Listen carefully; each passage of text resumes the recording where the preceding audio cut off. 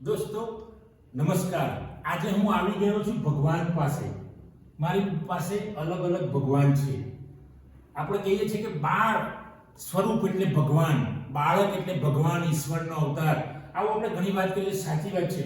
આજે હું આખો દિવસથી આ ચિલ્ડ્રન પાર્ટી સાથે છું. ખૂબ મજા આવી ગઈ. ત્રણેય જણ એટલી બધી સરસ તોફાન કર્યું એમણે બહુ બુદ્ધિની વાતો કરી, ચેસ રમ્યા છે આ બધા છોકરાઓ. પછી બીજું શું રમ્યા તમે?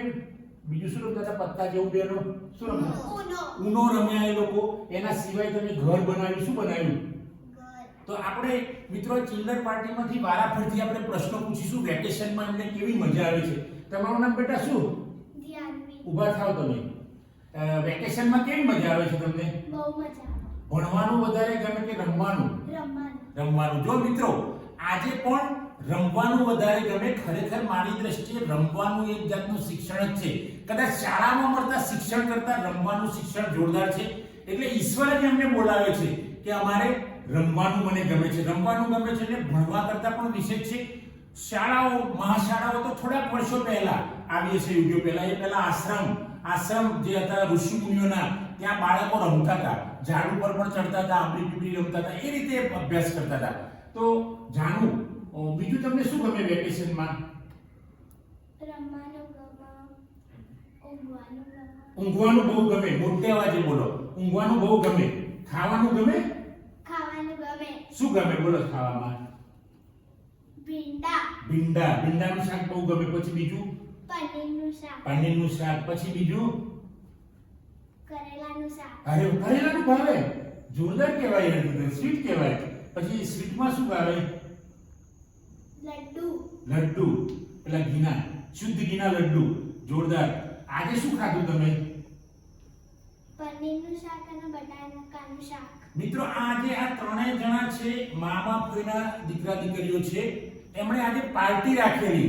અને પાર્ટીમાં શું ખાધું બેટા તમે? ચલો તમે બેસો, વાંધો નહીં. આપણી સાથે કિન્નુ બેન, તમારું ઓરિજિનલ નામ શું? ક્રિનલ. કિન્નુનું ઓરિજિનલ નામ, લાડકું નામ છે કિન્નુ. અને ક્રિનલ કયા ધોરણમાં ભણો છો બેટા? 6th માં. અત્યારે વેકેશન છે. ગુજરાતી મીડિયમમાં કે ઇંગ્લિશ મીડિયમમાં? English medium. એટલે આમ ભણવાની કેવી મજા આવે તમને? ના આવે? સાચું કહેવાનું છે. સ્કૂલ વધારે ગમે કે રમવાનું? રમવાનું ગમે. જો મિત્રો કિન્નુ પણ કહે છે કે રમવાનું વધારે ગમે. એટલે બાળક હોય કે મોટું હોય, એને સ્વતંત્રતા ગમે. શાળા ગમતી નથી બાળકોને. પણ જો શાળામાં અલગ રીતે એમને રમવાની અથવા તો છૂટ આપવામાં આવે તો એમને મજા આવે. તો તમે આજે પાર્ટીમાં શું કર્યું બેટા? આજે અમે પાર્ટીમાં ખાવાનું ખાધું, રમ્યા. મિત્રો જો આ વેકેશનમાં 3 બાળકોએ પાર્ટી કરી છે. ભલે જમવાનું એમની મમ્મીઓએ બનાવ્યું છે, પણ ત્રણે આ મામા ફોઈના દીકરીઓ, આપણે કહીએ કાકા બાપાના પોળિયામાં મામા ફોઈના પોળિયા છે. અને એમને પાર્ટી કરી છે આજે. એમને ખૂબ મજા આવી. મજા આવી ને ખૂબ? તમને શું ગમે? એમ તમારો શોખ શું કિન્નુ બેન? નવા કપડાં પહેરવાનું. પિક્ચર જોવાનું ગમે તમને? પછી પેલું લૂડો રમવાનું? સ્વિમિંગ ગમે. પછી બીજું? ડ્રોઈંગ. Very good. પછી ભણવાનું બી ગમે. આ વખતે ક્લાસમાં નંબર આવ્યો તમારે? કયો નંબર આવ્યો? First number. જો મિત્રો ફર્સ્ટ નંબર આવ્યો છે, એને પણ સ્કૂલ નથી ગમતી, એને પણ રમવાનું ગમે છે. આ દીકરી રેન્કર જ છે. પહેલા વલસાડમાં ભણતી હતી. વલસાડમાં ભણતા ત્યાં પણ રેન્કર હતા ને? કઈ સ્કૂલમાં ભણતા હતા વલસાડમાં? પહેલા ડાઈબામાં સેકન્ડ સ્ટાન્ડર્ડ સુધી, પછી થર્ડ ફોર્થ બીએપીએસ માં. અરે વાહ. બીએપીએસ સ્કૂલ નો ગયેલો, તમને ફોન કરેલો, ખબર છે? મેં કીધું બીએપીએસ સ્કૂલ જોરદાર છે. છતાં પણ જો એનો નંબર આવે છે, રેન્કર છે. બેટા તમારે કેટલા ટકા? તમે પણ રેન્કર છો? આ પણ રેન્કર છે. જાનુ પણ રેન્કર છે. તમે જો કે બંને દીકરીઓ સ્કૂલમાં રેન્કર છે, છતાં પણ એમને ભણવાનું નથી ગમતું. એટલે રમવાનું બાળકોને ગમે. બાળકોનો સમય રમવાનો છે. એટલે હું મા બાપને પણ કહું છું કે બાળકોને વેકેશનમાં અથવા તો રજાના દિવસે એમને છૂટ આપવી જોઈએ. એમને જે રમવું હોય. મોબાઈલ માપનો વાપરે તો વધારે છે. મોબાઈલ તમે બંને વાપરો છો? નથી વાપરતા. બહુ સરસ, બહુ સરસ. ઉભા થાવ દીકરા. તમારું નામ શું બેટા? જેનિલ પણ આજે જોયું. જેનિલ જોડે બહુ મજા આવી. આ ત્રણેય બાળકો બહુ તોફાની છે. મજા આવે. તોફાન કરે એ જ બાળક કહેવાય. જો તોફાન કર્યા વગર આમ બેસી જાય તો મજા નહીં આવે. બરાબર છે ને? તોફાન કરે એ જ બાળક, એ જ મહાન બને, એ જ ખૂબ આગળ જાય. જો શાંતિથી બેસે તો કાઢું કહેવાય. એટલે તોફાન કરવું જ જોઈએ, પણ કેવું તોફાન, કોઈને નુકસાન ન થાય એવું. જેને તમે કેમાં ભણો છો? હું 5મા મારી કઈ સ્કૂલમાં છો તમે? 22ની ગુરુકુલમાં. Very good. ભણવામાં મજા આવે કે તમને રમવાની મજા આવે? રમવામાં મજા આવે ને ભણવામાં. પણ સૌથી વધારે મજા શામાં આવે? રમવામાં. રમવામાં. આમને પણ જેનીને પણ રમવામાં વધારે મજા આવે છે. તો મિત્રો બાળકો, તમે આજે જમવામાં શું ખાધું પાર્ટીમાં તમારી? પનીરનું શાક, રસ, કેરીનો રસ, છાશ અને રોટલી અને ઢોકળા. પણ વધુ તમને આમ સામાન્ય રીતે વધારે શું ભાવે તમને ઘરે? પનીર. પનીર. તો બીજું સ્વીટમાં શું ભાવે? સ્વીટમાં અને કેરીનો રસ અને લડ્ડુ. લડ્ડુ. બરાબર. તમને સ્વીટમાં શું ભાવે? પેડા, લડ્ડુ. દોસ્તો, આ ત્રણેય બાળકો એટલા બધા બ્રિલિયન્ટ છે, એ તો તમે એમને મળો તો મજા આવે. હું આજે ત્રણેયને મળ્યો, એટલી બધી મજા આવી ગઈ કે જાણે કે મને એવું લાગે કે હું સ્વર્ગમાં પહોંચી ગયો છું. આ ત્રણેય બાળકો એટલા બધા નિખાલસ છે અને જાણે કે આપણે સ્વર્ગમાં કલ્પના કરીએ તો હું એવું લાગે કે અલૌકિક જગ્યાએ આવી ગયો છું, ભગવાનના શરણે આવી ગયા છે એવું લાગે, કારણ કે એટલા નિખાલસ છે, એમને જે બોલવું હોય બોલી નાખે. હું એમની સાથે ઘણી રમતો આજે રમ્યો છું.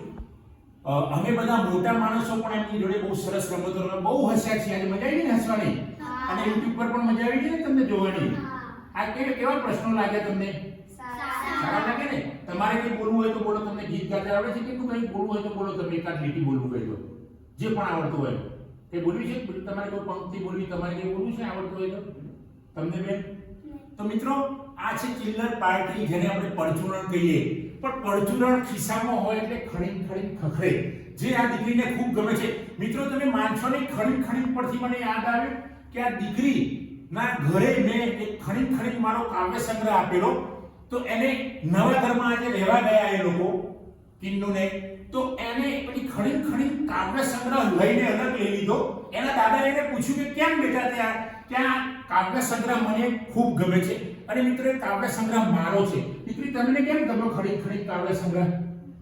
એ બહુ સારો છે. શું સારું લાગ્યું તમને? મોટેથી સંભળાય એવું બોલો અહીંયા. શું સારું લાગ્યું તમને?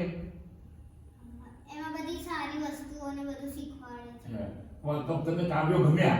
હા. બરાબર. આખી તમે વાંચી? કેટલા પાના વાંચ્યા તમે? હજી 10 પાના વાંચ્યા છે. પણ એમાં બધી ખબર, તમે ઇંગ્લિશ મીડિયમમાં ભણો, ગુજરાતીમાં ખબર પડી જાય છે?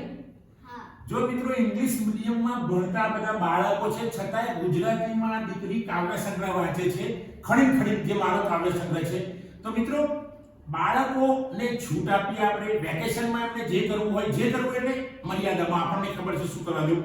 બાળકો, તમે વિશ્વાસ મૂકશો તો ખૂબ આનંદમાં રહેશે, આપણે પણ આનંદમાં રહીશું. એને અવિશ્વાસ કરીશું એના પર તો બાળકને પણ ફાવશે નહીં, બાળક પણ કંટાળી જશે, મમ્મી પપ્પાથી દૂર જતું રહેશે. એટલે એને એવી સ્વતંત્રતા આપીએ, મર્યાદિત જે સ્વતંત્રતા, કે અમુક કંટ્રોલ માના બાપાના હાથમાં હોય, પણ છતાંય એમને સ્વતંત્રતા આપીએ અને એમની સાથે આપણે બાળકોની જેમ રમીએ. આજે હું પણ બાળક થઈ ગયો છું, મારી સાથે કેટલાય મોટા માણસો, અમે સૌ બાળક થઈને આ બાળકોની સાથે રમ્યા છે. ખૂબ મજા આવી ગઈ. આજે મને લાગ્યું કે હું સ્વર્ગમાં છું. મિત્રો, આ વિડીયો આપ સૌ જુઓ અને લાઈક કરો, શેર કરો, કમેન્ટ કરો, અને બાળકોને ખાસ આગળ લાવવા માટે કે એમના જે વિચારો અહીંયા રજૂ કર્યા, નાના બાળકો, હજી તો બોલતા ના આવડે એવા બાળકો અહીંયા બોલ્યા છે, એમનો પ્રચાર કરવાનું ભૂલો નહીં. અને આપને સૌનો જય હિન્દ, જય ભારત.